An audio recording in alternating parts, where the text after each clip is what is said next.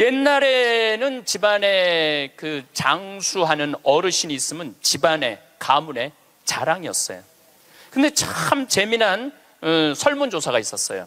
명문대학교야. 요 근처에 있는 명문대학교 학생들한테 물어봤어요. 10년 전에 부모님이 몇 살까지 살기를 원하느냐고. 근데 10년 전에 명문대학 학생들이 답을 했는데 65세. 부모님이 65세까지 살았으면 좋겠다는 거예요. 근데 또 5년 후에 또 조사를 해봤어요. 똑같은 신입생들한테 부모님들이 몇 년 더 살았으면 좋겠느냐고. 그랬더니 5년 전에는 63세로 줄어들었어요. 부모님이 63세까지 살았으면 좋겠다는 거예요.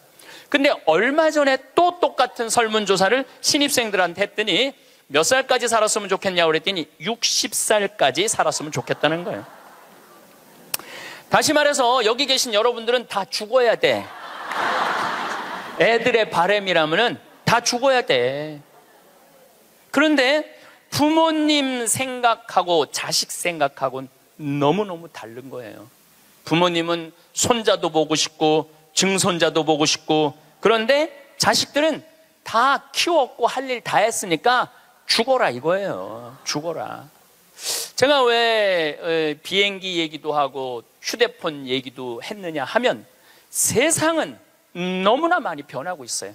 그런데 누가 세상의 변화를 못 읽느냐 하면 여기 계신 50대, 60대, 70대 되신 분들이 세상이 어떻게 돌아가는지 모르고 있는 거예요.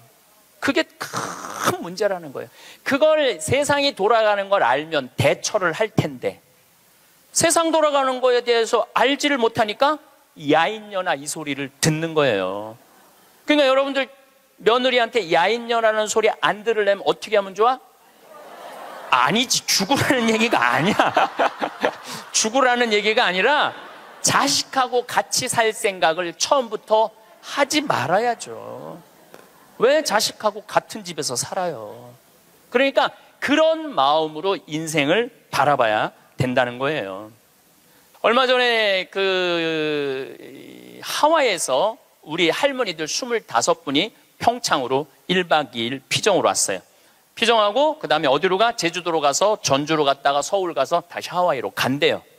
그러면은 그 할머니들이 그렇게 비행기 값 내고 그렇게 뭐 일주일, 2주일 한국에 여행 오는 이유가 뭐냐면 하와이는 다른 미국보다 하와이하고 알래스카는 연금을 많이 줘요. 거의 90만 원, 100만 원, 뭐 110만 원까지 준다고 그러는 것 같아요. 하와이는.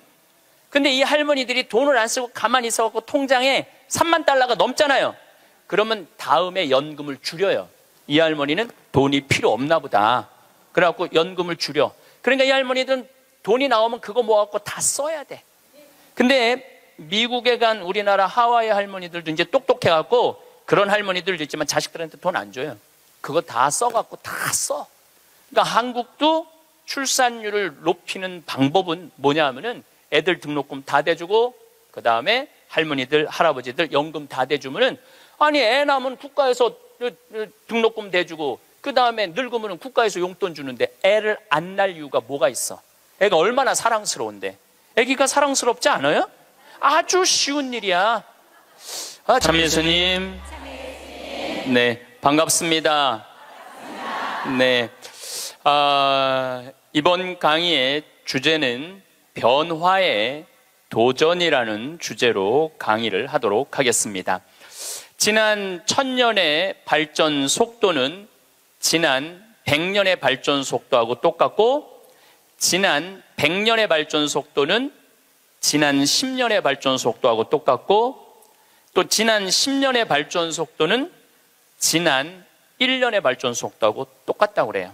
또 지난 1년의 발전 속도는 지난 3개월의 발전 속도하고 똑같다고 그래요. 그럼 과거의 1000년 동안의 변화가 지금 3개월 만에 일어나는 거죠. 제가 지난 7월 22일 날 아프리카 잠비아에 선교 봉사를 떠났습니다. 한국에서 인천공항에서 홍콩 들르고 홍콩에서 남아프리카 공화국 요한네스버그 공항에 가서 또 거기서 비행기를 갈아타고 잠비아까지 가는데 26시간이 걸렸어요. 26시간. 많은 분들은 이야 그러는데, 내가 만약에 1000년 전에 한국에서 잠비아를 갔다면은 1년이 걸려도 못 가요. 1년이 걸려도. 아마 제 생각에는 가다가 죽었을지도 몰라요. 가다가. 그런데 그런 아프리카 잠비아를 저는 벌써 8번을 갔다 왔어요. 그러니까 8번을 갔다 왔다는 얘기는 지난 1000년 전 사람들은 상상도 못할 만큼 빠르게 산다는 거죠. 교통적인 면에서. 그리고 보름 동안 잠비아 신학교 수녀원 짓는 거 일을 하고, 그 다음이 미국 강의가 있었어요. 또 다시 잠비아에서 비행기를 타고 요하네스버그 공항에 와서 15시간 비행기를 타고 뉴욕으로 갔어요. 또 뉴욕에서 최종 목적지 LA까지 6시간 비행기를 타고 갔어요. 그것 또한 26시간이 걸렸어요. 26시간이 걸렸는데 벌써 이제 지구를 한국에서 출발해갖고 거의 3분의 2바퀴를 도는 거잖아요. 그래서 미국에서 LA, 시카고, 텍사스, 덴버, 멤피스, 최종은 다시 동부 아틀란타에 가서 강의를 하고 다시 13시간을 타고 한국으로 돌아왔어요. 지구를 한 바퀴 딱 도는데 걸리는 시간은 3일이에요. 3일. 지구를 한 바퀴 도는데 걸린 시간이 3일이에요. 1000년 전에는 지구가 그렇게 동그란지도 몰랐어요. 1000년 전에는. 돈다는 건 상상도 못했고, 아마 배 타고 많이 돌았겠죠. 배 타고 돌았으면은 아마 거의 죽었을 거예요. 그런데 이렇게 제가 지구를 한 바퀴씩 매번 도는 게 벌써 한 5번 정도 이렇게 돌았어요. 그러니까 옛날 사람들에 비하면은 나는 엄청나게 빠른 속도로 살고 있는 거죠. 여러분들 서울에서부터 부산까지 KTX로 얼마가 걸려요? 2시간 반 걸려요. 앞으로 조금 무슨 기차가 나오면 30분 걸린대요. 30분. 부산에서부터 옛날에 한양까지 오는데 걸린 시간은 한 달이었다고 그래. 한 달. 야, 옛날에 한 달 걸리는 걸 2시간 반 만에 가는 거예요. 그런데 뭐가 그렇게 조급해갖고 1초도 못 기다리고 빵빵거리고 속력 내고 그런 거 보면은 현대인들이 엄청난 혜택을 누리고 있으면서도 많은 걸 뺏기는 것 같아요. 저는 요즘 운전을 할 때 거의 과속을 하지 않아요. 요즘은 내비게이션으로 여기 딱 찍으면은 평창에서부터 삼성산까지 2시간 반 정도 걸려요. 그러면 한 30분 전에 오면은 그냥, 또 요즘 차가 좋아갖고 크루즈라는 걸 걸어놓으면 앞차고 간격을 자기가 알아서 껴드는 차들은 다 껴줘요. 추월하겠다는 차는 다 추월하고. 근데 예전에는 나도 급하게 다닐 때는 운전이 스트레스가 많았어요. 근데 껴줄 거 다 껴주고 양보할 거 다 양보하고 그냥 앞차 따라오니까 운전이 그렇게 편안하더라고요. 여러분들도 너무 급하게 살지 마세요. 급하게 안 살아도 옛날 사람들보다는 제가 보기엔 1000배 빨리 살고 있는 거예요. 급할 게 하나도 없더라고요. 근데 교통보다 더 무서운 변화가 있어요. 교통보다. 통신이에요. 통신. 1960년대는 여러분들 집에 무슨 전화기가 있었죠? 돌리는 다이얼 전화기가 있었죠? 네. 1970년대 후반, 80년대 막 초에 들어서서는 뭐가 있냐면 누르는 전화기가 나왔어요. 그리고 80년대 중반에는 집안에서 무선 전화기가 있었어요. 그러니까 이 거실에 이 돌리는 전화기 있을 때는 바람을 피고 싶어도 필 수가 없었어요. 거실에서 통화를 해야 되니까. 근데 이거는 뭐 화장실에 가서 들고 가서 해도 되고 그러니까 이 세상이 변하기 시작한 거죠. 1980년대 말은 드디어 우리가 알고 있는 휴대폰이 나왔어요. 휴대폰이. 이제 집 밖에서도 전화를 할 수 있는 세상이 된 거죠. 그리고 우리나라에서는 각각 나라마다 다르는데 2009년에 본격적으로 스마트폰이 나왔어요. 이 스마트폰 안에는, 그래서 제가 오늘 특별히 휴대폰을 갖고 왔는데, 이 안에는 모든 게 다 들어와 있어요. 이걸로 내 차 시동도 걸을 수 있고, 이걸로 텔레비도 볼 수 있고, 동영상도 볼 수 있고, 음악도 들을 수 있고, 인터넷도 할 수 있고, 유튜브도 볼 수 있고, 이게 못하는 게 없어요. 정말 못하는 게, 요 조그만 거 안에 못하는 게 없어요. 1960년대 컴퓨터가 처음 나왔을 때 컴퓨터 미사일 궤적 계산하느냐고 컴퓨터를 썼어요. 그 컴퓨터 크기는 30톤이었어요. 30톤. 그러니까 이 앞에 앉아 계신 여러분들 그런데 그거보다도 이게 성능이 더 좋아요. 훨씬 더 좋은 세상에 살고 있어요. 할머니들이, 내가 명동에, 지난주에도 명동에 모임이 있어서 갔었는데, 이렇게 걷다 보면 할머니들이 날 만나면 너무너무 반가워해요. 아이고, 신부님 여기서 만나다니, 명동 길에서. 그럼 할머니 네 분이 이렇게 만나면은 사진 찍자고, 휴대폰이 있으니까 사진 찍자고. 근데 또 찍을 줄을 모르니까 그 중에 제일 젊어 보이는 할머니한테 네가 찍으라고. 네가 제일 젊으니까. 이건 젊을수록 유리하잖아요, 휴대폰은. 근데 이 할머니가 이런 말 합니다. 나도 잘 몰라. 그래도 네가 찍어, 신부님이랑. 이런 기회가 어딨어. 그래갖고 이제 할머니 세 분하고 나하고 이렇게 웃으면서 내가 이렇게 사진을 딱 찍으려고 웃으면은 할머니가 딱 사진을 찍으면서 하는 소리가 있어요. 신부님, 그런데 왜 내가 나와? 왜 내가 나와? 네가 나오는지 내가 나오는지도 몰라.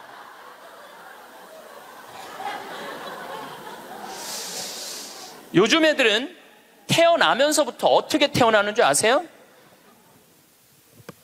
이러면서 태어나요. 이러면서, 태어나면서. 요즘 애들은.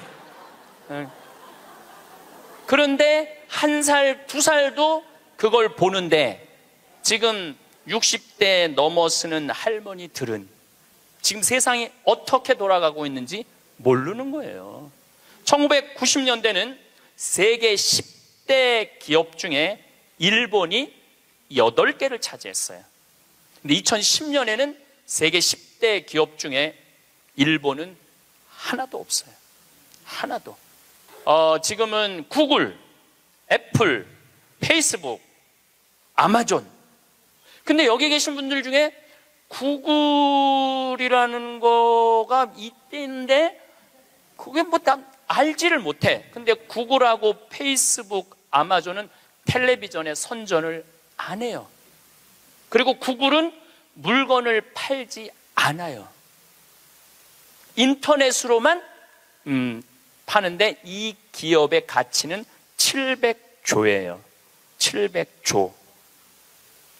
그래갖고 이 요즘 오로지 이 휴대폰 컴퓨터가 시장이 얼마냐면 4,300조예요. 4,300조. 상상도 못할 만큼 크죠. 제가 산호세에 있는 구글 본사에를 갔었어요. 정말로 기가 막히더라고요. 왜냐하면 모든 복도에 먹을 걸 다 놔둬요. 직원들을 위해서. 그리고 거기서 자기가 중간에 뭐 일하다가 수영하고 싶으면 요만한데 물 이렇게 내려와갖고 수영도 하고 모든 식당에 밥을 다 먹을 수 있어. 근데 걔네들은 물건을 팔지 않아요. 그런데도 어마어마한 돈을 벌어요. 그게 뭐 때문이냐면 컴퓨터, 휴대폰 때문에 그래요. 세상은 너무나 많이 변하고 있죠. 제가 논문을 쓸 때 타자기로 논문을 썼어요. 근데 딱 신부가 되니까 286 컴퓨터, 386 컴퓨터, 486 컴퓨터, 586 컴퓨터, 메가 컴퓨터, 기가 컴퓨터가 나왔어요. 그때는 막 이만한 건데 요즘은 요만한 컴퓨터로 나와요. 제가 왜 이런 말씀을 드리느냐 하면 50살 이상부터는 컴퓨터에 대해서 깜깜해요. 휴대폰에 대해서 깜깜해요. 세상은 컴퓨터, 휴대폰 세상으로 살아가고 있는데 여기 계신 분들은 깜깜이로 살아가는 거야. 깜깜이로 살아가는 거예요. 그런데 문제는 뭐 그런 거 있어도 무슨 문제야. 그냥 살면 되지. 그런데 깜깜한 상태로서 몇 년을 살아야 되느냐 하면은 50년을 더 살아야 돼요. 깜깜한 상태에서 50년을.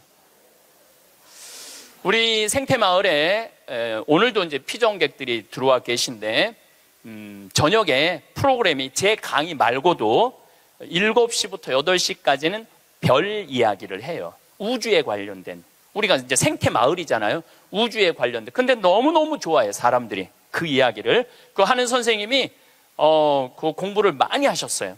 그래갖고 캐나다에서 오신 분들이 그 별 얘기를 듣고 우리 캐나다 토론토에도 와서 강의해달라고 그럴 정도로.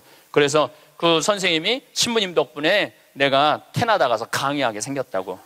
그리고 8시부터는 이번에 7월 1일 날 주교님께서 우리 생태마을에 많은 피정객들이 오니까 시카고 대학에서 상담 심리 박사학위를 딴 신부님을 보내주셨어요.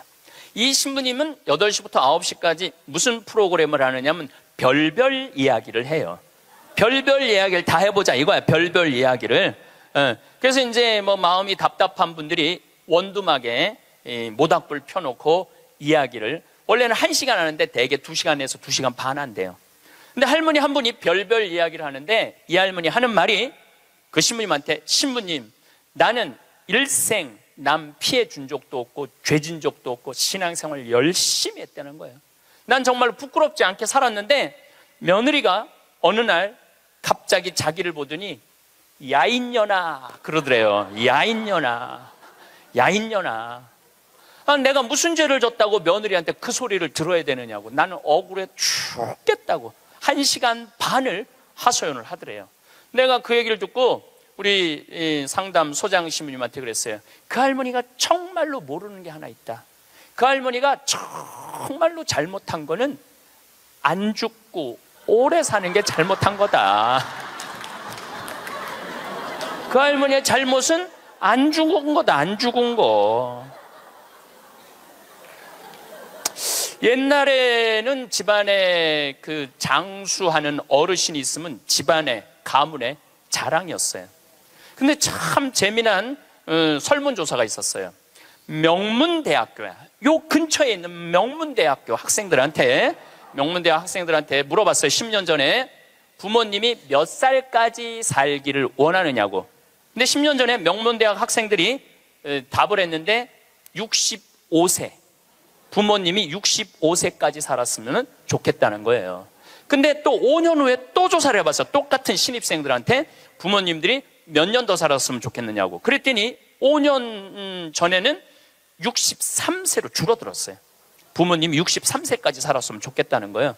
근데 얼마 전에 또 똑같은 설문조사를 신입생들한테 했더니 몇 살까지 살았으면 좋겠냐고 그랬더니 60살까지 살았으면 좋겠다는 거예요. 다시 말해서 여기 계신 여러분들은 다 죽어야 돼. 애들의 바람이라면은 다 죽어야 돼. 그런데 부모님 생각하고 자식 생각하고는 너무너무 다른 거예요. 부모님은 손자도 보고 싶고 증손자도 보고 싶고, 그런데 자식들은 다 키웠고 할 일 다 했으니까 죽어라 이거예요. 죽어라. 제가 왜 비행기 얘기도 하고 휴대폰 얘기도 했느냐 하면 세상은 너무나 많이 변하고 있어요. 그런데 누가 세상의 변화를 못 읽느냐 하면 여기 계신 50대, 60대, 70대 되신 분들이 세상이 어떻게 돌아가는지 모르고 있는 거예요. 그게 큰 문제라는 거예요. 그걸 세상이 돌아가는 걸 알면 대처를 할 텐데 세상 돌아가는 거에 대해서 알지를 못하니까 야인년아 이 소리를 듣는 거예요. 그러니까 여러분들 며느리한테 야인년아라는 소리 안 들으려면 어떻게 하면 좋아? 아니지, 죽으라는 얘기가 아니야. 죽으라는 얘기가 아니라 자식하고 같이 살 생각을 처음부터 하지 말아야죠. 왜 자식하고 같은 집에서 살아요? 그러니까 그런 마음으로 인생을 바라봐야 된다는 거예요. 그런데 아마 2040년에는 아마 제 생각에는 아이를 거의 낳지 않을 거예요. 2040년이 되면은 아이들을 안 낳아요. 왜 아이들을 안 낳느냐면 지금 대한민국의 애들 고통스러워요, 안 고통스러워요? 공부하느냐고 고통스럽죠? 경쟁하느냐고 고통스럽죠? 그러니까 애들을 세계에서 가장 애를 안 놓는 나라에 이유가 있는 거예요. 애들이 고통스러우니까 너무너무 고통을 겪으니까 또 지금 애를 안 낳는 30대, 40대들은 자기네들이 그렇게 고생을 했으니까 내 자식이 이 세상에 태어나갖고 그 경쟁 속에 애를 키우고 싶지 않은 거예요. 그래서 애를 안 낳는 거예요. 2030년, 40년. 그러니까 지금 여러분들은 자식이라도 낳고 자식한테 투자라도 하지만은 2030년, 40년 되면 아예 자식을 안 낳을 거라는 얘기예요. 지금 대한민국은 저출산 때문에 이 민족이요, 애를 안 낳으면 민족이 사라지게 돼 있어요. 그러니까 이 대한민국의 존재 자체가 걸려 있는 거예요. 이게 정말 보통 심각한 문제가 아니에요. 그러니까 애를 많이 낳는 유일한 방법은 국가에서 대학까지 등록금을 대주는 거예요. 국가에서 대학까지. 아니 근데 이게 불가능한 얘기가 아니고 유럽은 대학까지 다 국가에서 등록금을 내줘요. 심지어는 박사학위까지 내주는 나라들도 있어요. 국가가 책임지면은 여러분들 국가가 등록금 다 대주면은 여러분들은 훨씬 짐이 가볍죠. 그리고 노후 대책도 준비할 수 있고 국가가 다 대주니까. 또 애를 많이 낳게 하려면은 국가가 뭐도 해야 되느냐면은 할머니 할아버지들한테 연금도 다 보줘야 돼. 연금도 지금 20만 원 40만 원 주잖아요. 그거 80만 원 90만 원까지 올려야 돼. 80만 원 90만 원까지 올릴 수 있어요. 여기 그러니까 내가 답답하다는 거예요. 그걸 어떻게 주느냐고. 우리나라 경제 규모에 있는 나라들은 다 80만 원 90만 원 줘요. 지금 다른 나라들은 80만 원 90만 원 다 줘요. 누구한테 돈 뺏어서? 기업하는 사람들한테, 돈 많은 사람들한테 뺏어서 국민들한테 주는 거예요. 그래야지 국가가 살아나는 거예요. 얼마 전에 하와이에서 우리 할머니들 25분이 평창으로 1박 2일 피정으로 왔어요. 피정하고 그 다음에 어디로 가? 제주도로 가서 전주로 갔다가 서울 가서 다시 하와이로 간대요. 그러면은 그 할머니들이 그렇게 비행기 값 내고 그렇게 일주일, 2주일 한국에 여행 오는 이유가 뭐냐면 하와이는 다른 미국보다 하와이하고 알래스카는 연금을 많이 줘요. 거의 90만 원, 100만 원, 110만 원까지 준다고 그러는 것 같아요. 하와이는. 근데 이 할머니들이 돈을 안 쓰고 가만히 있어갖고 통장에 3만 달러가 넘잖아요. 그러면 다음에 연금을 줄여요. 이 할머니는 돈이 필요 없나 보다. 그래갖고 연금을 줄여. 그러니까 이 할머니들은 돈이 나오면 그거 모아갖고 다 써야 돼. 근데 미국에 간 우리나라 하와이 할머니들도 이제 똑똑해갖고 그런 할머니들도 있지만 자식들한테 돈 안 줘요. 그거 다 써갖고 다 써. 그러니까 한국도 출산율을 높이는 방법은 뭐냐 하면은 애들 등록금 다 대주고 그 다음에 할머니들, 할아버지들 연금 다 대주면은 아니 애 낳으면 국가에서 등록금 대주고 그 다음에 늙으면 국가에서 용돈 주는데 애를 안 낳을 이유가 뭐가 있어? 애가 얼마나 사랑스러운데. 애기가 사랑스럽지 않아요? 아주 쉬운 일이야.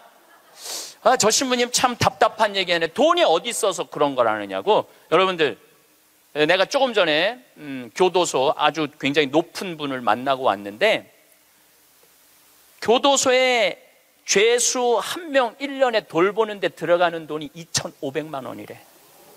2,500만 원. 일주일에 한 번씩 고기 80년대부터 나왔대. 그리고 요즘 보리가 비싸갖고 다 쌀밥 준대. 다 쌀밥 준대. 보리가 비싸갖고. 그러면은 2,500만 원을 들여갖고 그 사람들을 감옥에다가 집어 넣는 게 낫느냐? 그 사람들 한 달에 200만 원씩 줘가면서 이 세상에서 건강하게 사느냐? 그게 어디가 좋을 것 같아요? 뭐가 좋을 것 같아? 세상에 나와갖고 한 달에 200만 원씩 국가가 줘갖고 쓰는 게 나라 경제에도 도움이 되는 거예요. 우리가 이 자본주의 국가, 민주주의 국가에서 돈을 아낀다고 이게 국가가 돌아가는 게 아니에요. 옛날에 못 먹고 못 살 때는 아껴야지. 근데 지금 대한민국은 돈이 흘러 넘쳐요. 돈이 흘러 넘쳐요. 이거를 골고루 온 국민들한테 다 보내야 돼. 근데 첫 번째 보내는 건 교육비 전액 국가가 부담하는 거예요. 두 번째는 할머니 할아버지들 국가가 책임지는 거예요. 그러면은 나라는 잘 돌아가게 있어요. 죄도 없어지고 범죄도 없어지고. 학교는 그럼 어떻게 해야 되느냐? 학교 가서는 공부 가르치면 안 돼요. 경쟁을 가르치면 안 되고, 사랑하는 방법, 이웃을 배려하는 방법, 협동하는 방법, 재미있게 사는 방법, 노래하고 춤추고 놀이를 가르치면은 대한민국은 정말로 행복한 나라가 될 거예요. 근데 우리는 경쟁만 앞세우는 거예요. 1등만 앞세우는 거예요. 그래서 애들이 참 착하잖아요. 그리고 순한 애들한테 뭐라 그러냐면, 너 그렇게 착해 빠져갖고 어떻게 이 세상을 살라고 그래? 너 독하게 마음 먹고 살아야 돼, 세상.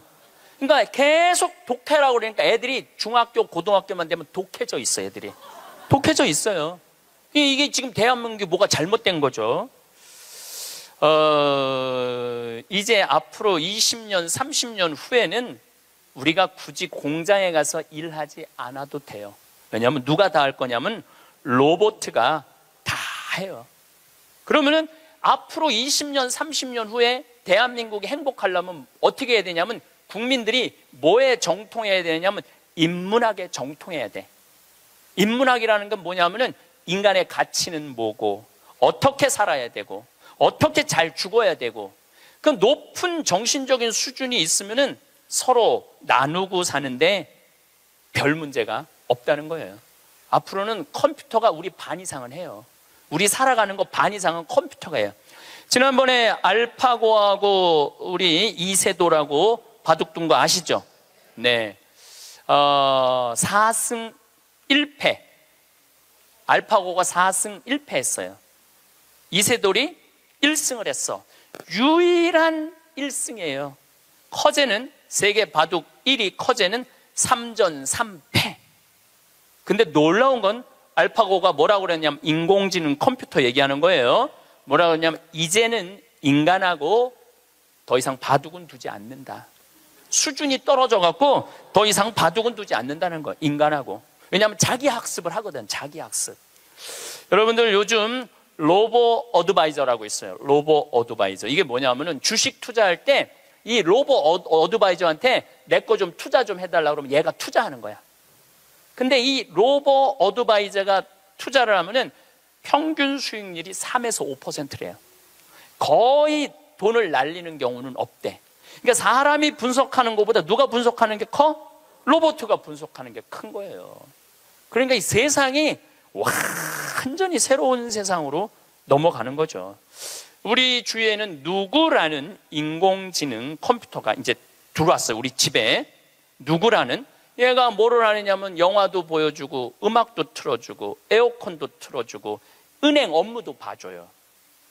기가 막힌 거예요. 대화도 해주고 주인님 일어나시라고 그러고. 그러니까 이제는 앞으로는 제가 보기엔 2040년에 가면은 결혼도 하지 않을 거예요. 결혼도. 아이를 안 낳는 게 문제가 아니라 아예 결혼을 하지 않을 거예요. 미국에서는 이제 2040년에 뭐가 나왔느냐면 성생활하는 로봇가 나왔어요. 2009년에 라스베가스에서 로봇 전시회를 했는데 록시라는 여자 컴퓨터가 나왔어요. 근데 키가 1m 70, 몸무게가 54kg. 그리고 이 고무 합성 재질로 해갖고 만지면은 여자 피부 만지는 기분이 들어요. 근데 문제는 얘는 오르가즘도 느끼는 거예요. 그러니까 굳이 이제 결혼 안 해도 돼. 아니 왜 굳이 머리 복잡한 여자하고 살아? 아니 같이 잠자리도 해주는 로봇 록시가 나왔는데, 근데 이게 가격이 얼마냐면 1,000만 원이야. 1,000만 원. 근데 앞으로 싸기도 싸죠. 싸요. 그런데 지금 2009년에 이 전시회가 시작이 됐는데 제가 보기엔 2030년, 40년 되면은 거의 아내 역할까지 해주는 로봇가 나올 거예요. 그리고 성격도 고를 수 있대. 까칠한 여자를 고르고 싶으면 까칠한 여자를 고르고, 부드러운 여자를 고르면 부드러운 여자를 고르고. 근데 일본에서 2015년에 무슨 로봇가 나왔느냐면 아즈마 히카리라는 로봇가 나왔어요. 아즈마는 일본어로 나를 맞아주는 아내라는 로봇이야. 나를 맞아주는 아내야. 근데 놀라운 거는 이 아즈마는 취미는 애니메이션 감상이고 특기는 계란 후라이 만들기예요. 좋아하는 음식은 도너츠예요. 벌레를 매우 두려워하지만 열심히 일하는 사람을 위해선 무엇이든지 도와주는 영웅의 여자야. 이 여자는 아침에 여보 일어나요, 출근해야죠, 남편을 깨워요. 그리고 남편이 저녁에 나 몇 시에 퇴근할 거야, 그럼 날이 더우면 에어컨을 틀어놔요. 목욕물도 데워놔요. 이 로봇은 당연히 성생활도 같이 해주는 로봇이죠. 세상이요, 여러분들이 근데 문제는 이 꼴 저 꼴 안 보고 죽으면 되는데 그 모든 꼴을 다 봐야 돼. 근데 그게 어떤 건지도 모르고 우리는 살아가는 경우가 너무 많아요. 이 록시를 만든 개발자의 최종 목표는 섹스를 넘어서서 실질적인 동반자의 여자를 만드는 게 최종 목표예요. 그러니까 단순히 상담도 고민도 위로도 해주는 거죠. 2040년이 되면은 어떤 로봇가 나오느냐면은 벌써 이제 감정을 느끼기 시작한다고 그래요. 감정을 느끼는 로봇가 나온대요. 그럼 감정을 느끼면은 뭐 이것도 연구하고 저것도 세상 책도 읽어보고 요즘 빅데이터라는 게 있어요. 모든 정보를 모으는 거야. 근데 모든 정보를 모아봤더니 하느님이 있는 것 같아. 로봇가 생각해 보기엔. 그래갖고 나도 좀 세례를 받아야 되겠다. 나도 좀 신앙생활을 해야 되겠다. 그래갖고 나한테 와갖고 신부님 저 세례 좀 주세요. 저 록시가 와갖고 신부님 저 세례 받고 싶어요. 세례 줘야 돼 말아야 돼? 안 돼요? 내가 너 세례 못 줘? 그러면은 얘가 이럴 거예요. 신부님 걱정하지 마세요. 우리가 세례 주는 로봇을 만들면 돼요. 세례 주는 로봇 만들면 돼요. 이게 굉장히 복잡한 이야기인데 이게 진화의 한 과정이에요.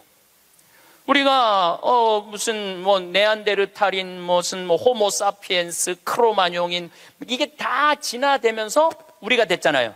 그럼 우리가 또 진화를 해갖고 그런 DNA 조작 인간, 이 DNA 조작 인간도 제가 언제 얘기를 했냐면 1997년부터 얘기했어요. 앞으로는 DNA 조작 인간이 나올 거라고. 3D 컴퓨터 얘기는 많이 들어봤죠? 네, 그 3D 컴퓨터가 자가용도 찍어내고 권총도 찍어내고 다 찍어내요. 근데 뭘 찍어냈느냐면 콩팥을 찍어냈어. 콩팥을 찍어내갖고 콩팥 상한 10대 소년한테 그 콩팥을 집어넣어줬어요. 완전히 바꿔준 거죠. 콩팥을 3D 컴퓨터로. 근데 걔는 지금 거의 20살이 됐는데 레슬링 선수가 돼 있어요. 그 옛날에 장기 바꾼다 막 그랬잖아요. 그게 이제 벌써 우리 앞에 와 있는 거죠. 제가 너무 앞서 나가는 것 같지만 지구를 3일 만에 한 바퀴 도는 세상에 우리가 살고 있어요. 지금은 4차 산업의 시대라고 그래요. 4차 산업의 시대. 1차 산업은 뭐냐면은 증기기관, 와트가 실린더 증기 막 보일러 막 끓여갖고 증기가 해갖고 실린더 피스톤 왔다 갔다 해갖고 증기기관. 그래서 증기기관 배, 증기기관 기차 이런 거 생긴 게 1차 산업이에요. 2차 산업은 에디슨이 전기를 발명했어요. 전기. 그래갖고 지금 이거 다 전기의 혜택 아니에요. 지금 우리가 전기 없으면은 한순간도 못 살 거예요. 여러분들 냉장고, 밥하는 거, 뭐든지 세탁기 다 뭘로 돌려? 전기로 돌려요. 그런데 1980년대부터 본격적으로 이제는 누구의 시대가 왔느냐면 컴퓨터 시대가 왔어요. 거기에 혁신적인 사람이 벌써 죽었지만 스티브 잡스라는 사람이에요. 이제는 컴퓨터가 이제 끝나갖고 인공지능이 와갖고 이제는 4차 산업의 시대로 접어들고 있어요. 4차 산업. 4차 산업의 시대는 우리 인간하고 DNA 조작 인간하고 그 다음에 인공지능 인간하고 공유하는 세상이 온다는 거예요. 공유하는 세상이 완전히 새로운 세상이 펼쳐지는 지죠. 그 며칠 전에 우리 동창 신부 25주년이라 미사 같이 봉헌을 했어요. 내가 너무너무 사랑하는 동창 신부라 분당에 가갖고, 근데 또 뭐 같은 신부님이 와갖고 얘기를 하는데, 자기가 오스트리아 대사가 자기를 초청해갖고 오스트리아를 갔는데 아주 시골을 갔대요. 근데 할머니 여섯이서 커피를 이렇게 찻집에서 놓고 토론을 하는데 너무너무 진지하게 토론을 하더래. 근데 뭐 말을 못 알아들으니까 그 대사한테 물어봤대요. 저 지금 무슨 토론하는 거냐고. 할머니 한 분은 철학가의 얘기를 하고, 한 할머니는 음악에 대해서 얘기하고, 한 할머니는 미술에 대해서 얘기하고, 한 할머니는 지금 이 세상에 돌아가는 정치 얘기를 토론을 몇 시간씩 하고 앉아 있다는 거예요. 근데 그거는 저는 뭐 유럽을 다닐 때도 그렇고 미국을 다닐 때도 그렇게 할머니 할아버지들이 토론하는 모습을 많이 봐요. 또 자식 손자들한테도 그 깊은 얘기를 해줘요. 근데 대한민국의 할머니들을 이렇게 가만히 생각해 보면은 그렇게 토론을 할 수 있는 할머니들이 얼마나 있을까? 이거 물어보고 싶어요. 이제 그냥 밥 먹고 살고 밥 먹고 사는 세상은 지났어요. 이제 여러분들은 텔레비에서 말하는 인문학은 그 젊은 사람들 게 아니고 배운 사람들 게 아니야. 바로 여기 계신 여러분들 거예요. 그래서 인문학 강의, 근데 사실 여기 오신 분들은 아무 문제가 없어. 강의 들으러 여기 왔잖아요. 이 긴 시간 뭔가 듣는 여러분들은 정신이 깨죠. 정신이 깨요. 근데 듣지도 않고 변화에 대해서 들여다보지 않는 분들은 참 답답한 거예요. 그 시대는 변하는데 나만 안 변해. 그 시대는 변하는데 나만 안 변하는 사람들을 내가 이번에 미국 가서 보고 왔어요. 미국에 가보니까 70년대 이민 간 분들은 70년대 한국만 생각해. 80년대 이민 간 분들은 80년대 한국만 생각해. IMF 때 쫄딱 망했을 때 이민 간 분들은 그때만 생각을 해. IMF 우리가 탈출한 지가 얼만데. 그러니까 70년대 이민 간 분들 얘기를 들어보면은 폰이 미국으로 수출했거든요. 그러면 미국의 길에 서 있는 건 다 폰이라는 거야. 그거 무슨 깡통 찌그러뜨려갖고 포니를 만들어갖고 수출을 했다고 그래요. 그러니까 자기는 한국차 안 산다는 거예요. 근데 포니 만든 지가 언젠데 아직 포니 얘기를 해. 한국에 포니도 없는데. 그리고 내가 우리나라 차들을 타보면은요, 벤츠, BMW 부럽지 않아요. 정말로 차 잘 만들어요. 그런데 70년대 생각만 하는 거예요. 들여다볼 기회가 없으니까. 한국에 30년 동안 안 와봤으니까 그때 얘기만 하는 거예요. 또 이번에 시카고 강의를 갔는데 시카고는 눈이 많이 온대요. 근데 이 시카고는 눈이 오면은 눈 떨어지기 전에 제설차가 기다리고 있다가 눈이 떨어지면 다 친대. 내가 강원도 산다니까 강원도는 제설차가 2대밖에 없지만은 우리는 눈 떨어지기 전에 다 친다는 거예요. 그분은 80년대 이민 간 분이에요. 제가 강원도 평창에서 살잖아요. 평창도 요즘 눈 떨어지기 전에 제설차 기다리고 있다가 떨어지기 전에 다 쳐요. 염화칼슘 뿌리고. 제가 12월 달에 매일 강의 나오잖아요. 거기 눈 많이 와요. 그러면은 새벽에 보면 다 눈 치는 소리가 들려요. 그러면은 운전하고 나오는 거예요. 그러니까 모르는 거지. 들여다보질 않았으니까. 그리고 자기가 옳다고 고집 주장을 피는 거죠. 근데 가만히 내가 미국에 이민 가신 분들을 보니까 이분들은 미국 책도 안 읽고 한국 책도 안 읽더라고. 근데 미국에 이민 간 분들이 대개 경력을 보면 서울대 졸업한 분들 많아요. 영어 할 줄 알아야지 가잖아요. 그런데도 변화에 적응하지 않으니까 못 견디더라고요. 사람은요, 끝도 없이 공부를 해야 돼요. 제가 미국에 가서 이 얘기를 꼭 해요. 우리나라는 버스를 타고 가다가 앞에 데모를 해. 그럼 버스에 뭐라고 떠요? 목적지까지 제 시간에 못 갈 것 같다. 여기 내려갖고 지하철 몇 호선 여기 있으니까 타고 가면은 될 것 같다. 그런 자막이 떠. 그리고 내가 오는 내 차 기다리는 차가 그거 전부 다 뜨죠? 예. 미국은 상상도 못하는 일이에요. 미국은. 나라가 커갖고 그렇게 할 수가 없어. 우리나라처럼 이 IT 기술이 잘 돼 있는 나라는 세계에서도 없어요. 다니면 얼마나 답답한지 몰라요. 다른 나라 다녀보면은. 저는 지금 총 60개 나라를 다녔고, 미국을 벌써 뭐 10번도 더 왔다 갔다 하고, 전 세계를 돌아다녀 보잖아요. 전 세계를 돌아다녀 보면 한국처럼 시스템이 잘 돼 있는 데가 없어요. 한국처럼. 요즘 이제 동계올림픽 한다고 영동고속도로, 고속도로를 다시 깔았거든요. 제가 오늘도 이렇게 나오면서 이거는 고속도로가 아니야. 비단길이야. 얼마나 곱게 깔아놨는지 비단길이에요. 이런 도로를 가진 나라가 그렇게 많지 않아요. 미국도 도로 기가 막히게 잘 깔아요. 걔네들은 정말 상상도 못할 만큼 잘 깔아요. 미국 사람들. 그래도 이 영동고속도로만큼 비단길은 없더라고요. 우리나라가 돈도 많고 참 좋은 나라예요. 한 세대 만에 원조 받는 나라에서 원조 해주는 나라로 바뀌었어요. 이거는 전 세계에서 대한민국밖에 없어요. 지금 코트라 활동 대단해요. 또 제가 뭐 영남대학 무슨 많은 대학을 이렇게 다녀보면은 서울대학도 마찬가지고 무슨 각 대학마다 제3국에 있는 나라 학생들을 데려다가 공부를 시켜요. 그리고 석박사 과정. 그리고 공부만 시키는 게 아니야. 활동비, 생활비, 뭐 전세비 다 줘요. 그래갖고 여기서 공부하고 거기 가면은 집도 한 채 한대요. 그러니까 우리나라가 그렇게 지금 많이 도와주고 있는 나라예요. 원조 받는 나라에서 원조 해주는 나라로 바뀐 대단한 나라예요. 그리고 개발도상국 동남아시아 국가에서 가장 닮고 싶은 나라 1위는 어디냐면 대한민국이에요. 대한민국을 가장 닮고 싶어요. 그러니까 한국어를 그렇게 많이 배우는 거예요.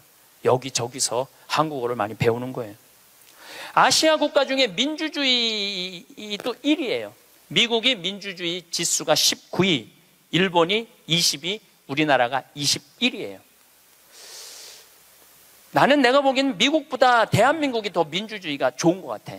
왜냐하면 경찰서에서 술 먹고 난동 부리고 의자 내던지는 나라는 대한민국밖에 없어요. 공무원들도 마찬가지예요. 뭐 공무원들 부패 지수가 높다고 그러지만은 그 높은 사람들이고, 요즘 젊은 공무원들 그 어려운 시험 봐서 통과한 공무원들은요, 오늘도 우리 이 직원이 무슨 우리 이제 생태마을 물건 허가 때문에 읍에 들어갔다 왔는데 그렇게 친절하게 설명을 해주고 도와주더라는 거예요. 근데 미국이나 뭐 유럽이나 가보면요, 공무원들이요 얼마나 고압적인데요. 기다리라고 그러면 일주일도 기다려야 되고 2주일도 기다려야 돼. 참 좋은 나라에서 살고 있는 거예요, 여러분들. 세계에서 최단 기간 IMF를 극복한 나라는 우리나라밖에 없어. 3년 8개월 만에. 이것도 금 모은 나라. 대단하지 않아요? 한글의 기적, 문맹률이 1.7%밖에 안 돼요. 98%가 글을 읽을 수 있는 나라예요. 정말로 내가 보는 대한민국은 위대하고 대단한 나라야. 그래서 대한민국을 뭐라고 부르느냐면 대단해서 대한민국이라고 그러는 거. 대단해서 대한민국이라고. 더 놀라운 건 1970년대에서부터 2010년까지 필리핀은 국민소득이 10배 증가했어요.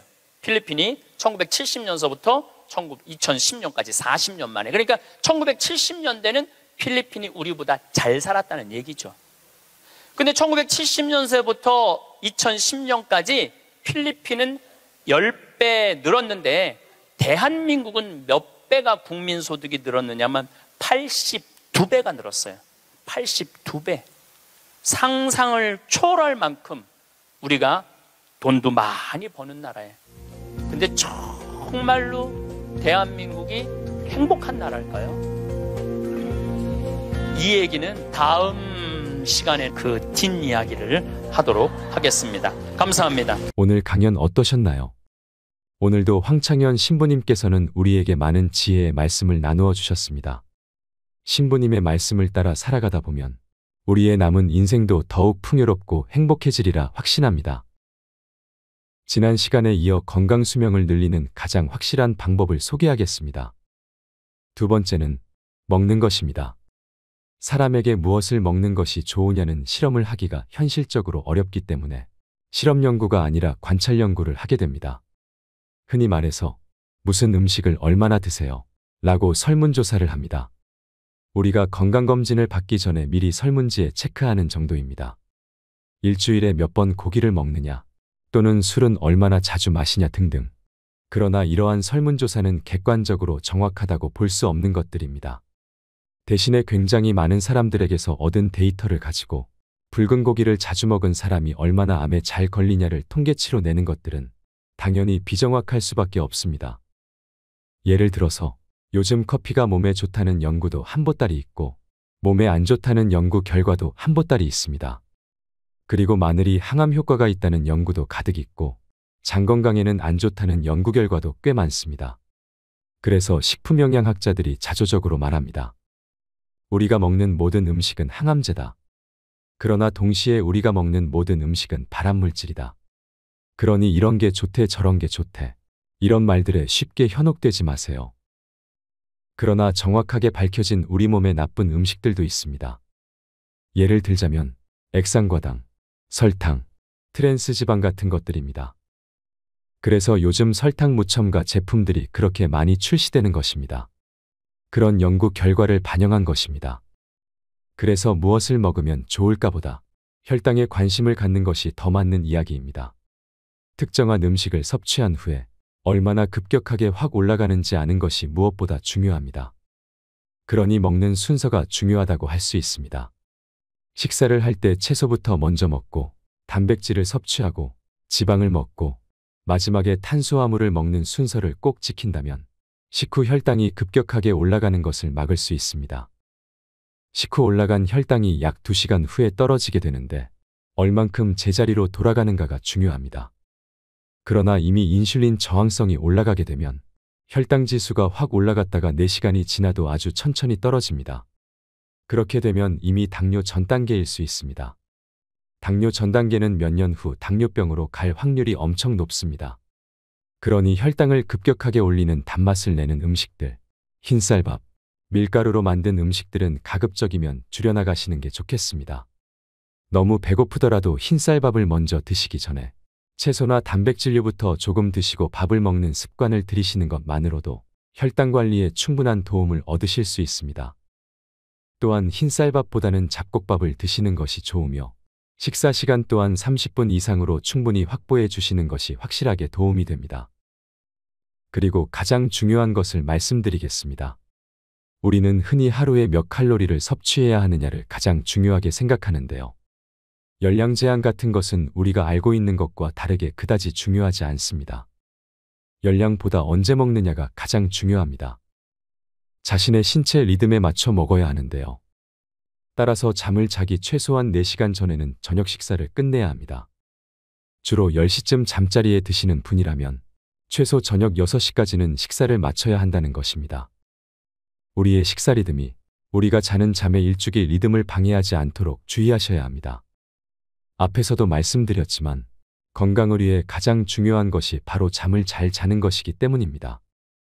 오늘은 식사가 늦어져서 7시까지 저녁 식사를 마쳤다면 잠은 밤 11시쯤 주무시는 것이 좋습니다. 그렇게 충분히 잠을 주무시려면 야식을 반드시 끊어야 합니다. 야식을 밤 11시나 12시에 먹는 습관이 있으시다면 잠을 새벽 3시 이후에 자야 하니 어쩔 수 없이 수면 시간이 줄게 되고 건강을 해치는 지름길입니다. 야식을 먹은 것도 문제지만 우리 몸의 모든 장기가 충분히 쉬어주어야 할 시간을 확보하지 못하는 것이 더 나쁘다고 할 수 있습니다. 그럼 야식을 먹고 바로 자면 되지 않겠냐고 물어보실 수도 있는데요. 그렇게 되면 잠을 자는 동안에 위장이 쉴 수 없이 일을 해야 하기 때문에 깊은 잠을 잘 수가 없게 됩니다. 중요해서 다시 한번 말씀드리지만 잠은 위장이 비워진 상태, 즉 공복 상태에서 주무셔야 깊은 잠을 잘 수 있다는 것입니다. 그리고 불면증이 있거나 어느 날 걱정거리가 있거나 해서 잠을 못 잘 것 같아서 술을 한잔하고 자면 잠을 잘 수 있겠다 싶어 꼭 주무시기 전에 술을 한 잔씩 마시는 분도 계실 텐데요. 알코올은 잠을 잘 잘 수 있게 해주는 음식이 아니라 각성제입니다. 술을 마셨더니 잠이 잘 오더라 라고 말씀하시는 분도 계실 텐데요. 아닙니다. 잘못 알고 계신 겁니다. 그것은 술에 취하는 초반에 잠깐 그렇게 생각이 드는 착각인 것입니다. 그래서 술을 마시고 잠들면 알코올이 깰 때쯤 잠도 깨게 됩니다. 그래서 잠을 충분히 잘 수 없는 것입니다. 그러면 술을 한 잔 마시고 싶은데 언제 먹어야 되느냐? 술도 음식이기 때문에 식사 시간과 같이 맞춰주시면 됩니다. 공복 상태로 잠을 자고 나면 아침에 일어나서 배가 너무 고플 수 있습니다. 그래서 일어나자마자 식사부터 부랴부랴 챙겨 드시는 분들도 많은데요. 그러나 아침 공복 상태를 최소 1시간 이상 유지하시면 더 좋습니다. 솔직히 말해, 아침은 드시지 않는 것이 더 좋다고 말할 수 있습니다. 그러나 삼시세끼는 꼭 챙겨 먹어야 건강에 좋다는 사람들이 대다수이기 때문에 아침을 드시지 말라고 하면 깜짝 놀라는 분들 많을 겁니다. 아침에 일어나서 당분이 있는 건강 주스 한 잔은 몸에 좋겠지 하며 챙겨 드시는 분들 많은데요. 그런 것이 혈당을 쫙 올려주는 대표 식품입니다. 배고파서 아침을 꼭 드셔야 한다면 삶은 계란이나 아보카도 등 단백질이나 지방질이 많은 음식, 채소 등을 먼저 드셔주시는 것이 가장 좋습니다. 아침 공복이 가장 좋은 이유는 전날 저녁 6시까지 식사를 마친 경우 다음날 아침 6시면 12시간 공복 상태가 됩니다. 그리고 오전 10시가 되면 16시간 공복 상태를 유지하게 되는데요. 공복을 16시간 유지하는 것이 바로 간헐적 단식의 가장 좋은 예입니다. 아침 식사를 거르게 되면 우리 몸은 어떻게든 필요한 열량을 찾으려고 합니다. 우리 몸은 정말 똑똑합니다. 몸에 필요한 근육세포는 건드리지 않고 낡은 세포나 노화된 세포들을 먼저 잡아먹습니다. 그래서 건강하고 젊은 세포만 남게 되어 신체 기능이 더욱 올라갑니다. 그래서 우리는 흔히 아침 식사를 꼭 해야 공부도 잘 되고 직장에서 일할 때 집중력도 올라간다고 믿고 있지만 그와 반대로 아침 식사를 거르면 뇌가 빠르게 운동해 더욱 집중력도 올라가고 치매 예방도 되는 것입니다. 그렇게 아침을 거르고 11시나 12시쯤 되면 점심시간이 됩니다. 그때는 무엇을 먹고 무엇을 안 먹을 필요 없이 우리 몸이 원하는 대로 마음껏 드셔도 됩니다. 그리고 저녁 식사도 마음껏 드세요. 하루 두 끼는 마음껏 드세요. 평소에 우리가 하루에 먹던 열량이나 음식 종류를 두 끼에 즐겁게 다 드세요. 굶을 필요가 전혀 없습니다. 그러면 신체가 젊어지고 체지방률이 쭉쭉 내려갑니다. 우리가 가장 바라는 몸의 상태가 되는 겁니다. 우리가 평생 하던 다이어트에서 벗어날 수 있습니다. 그런데 단순히 살만 빠지는 것이 아니라 근육은 단단해지고 젊어지고 피부도 좋아지고 치매 예방까지 정말 좋은 점을 말하자면 셀 수 없을 겁니다. 우리가 살을 빼려고 혹해서 샀던 다이어트 보조제가 내 몸을 더욱 망가뜨리고 하루에 한 끼만 먹는다든지 아니면 아예 굶는다든지 하는 방법들은 근본적인 해결 방법이 될 수 없습니다. 일시적으로는 살이 빠진 듯해도 금세 요요 현상이 찾아옵니다. 그러나 오늘 알려드린 방법은 단순히 살을 빼는 방법이 아니라 더욱 건강해지는 방법입니다. 물론 살은 덤으로 빠지게 됩니다. 몸무게 몇 킬로그램 빼는 것이 최종 목적이 되어서는 안 됩니다. 건강하게 행복하게 오래 사는 방법을 지키셔서 나의 습관이 되도록 만들어야 합니다. 오늘 내용이 여러분들의 건강에 많은 도움이 되었으며 좋겠습니다. 다음 시간에는 건강수명을 늘리는 방법 마지막 시간을 준비하겠습니다. 여러분의 많은 기대 부탁드립니다. 오늘 내용이 도움이 되셨다면 소중한 주위분들께도 공유 부탁드립니다. 구독과 좋아요는 제작에 큰 힘이 됩니다. 오늘 하루도 건강하시고 행복하세요. 감사합니다.